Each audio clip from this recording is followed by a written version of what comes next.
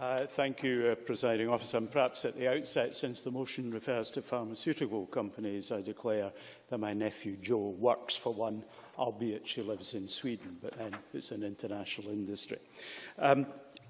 It's really quite interesting statistically.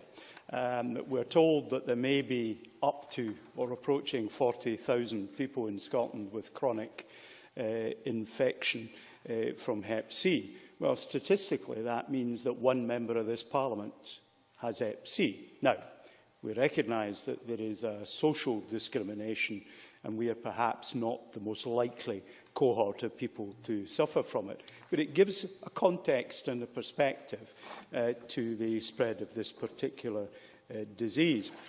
And of course, we can be exposed to this disease not simply because we've been sharing needles in the use of drugs, but through our use of blood products. And I myself, some 30-plus years ago, I was injected with gamma globulin precisely because I was travelling to areas where there were a wide range of infections that might attack my immune system, and it was thought proper to boost it before I went there. That has meant that my blood donating years came to an end about 15 years ago, and for many years I could only give my blood for plasma. So far, so good. I don't think there's any particular signs that I have that sort of infection. But then one of the difficulties with this particular virus is, of course, the difficulty in diagnosis, and it can sit dormant and undiagnosed for a very long time. And of course, the liver is one of the more difficult organs of the human body to treat. 30 or 40 years ago, serious conditions of the liver essentially could not be treated. Palliative care would be given. It was often the third cause of death in car accidents, and when people's livers were ruptured, because basically they bled to death. You could pack it, but it didn't really do very much good because the liver didn't heal itself very effectively. But today, we're in a different position. We have got the possibility of liver transplants. We have a relatively wide range of pharmacological interventions with varying degrees of success. And it's a tribute to the pharmacological companies and the support that the NHS has given to people suffering from Hep C that we see people who recover, for whom the virus is eliminated from the system and who are restored to good health.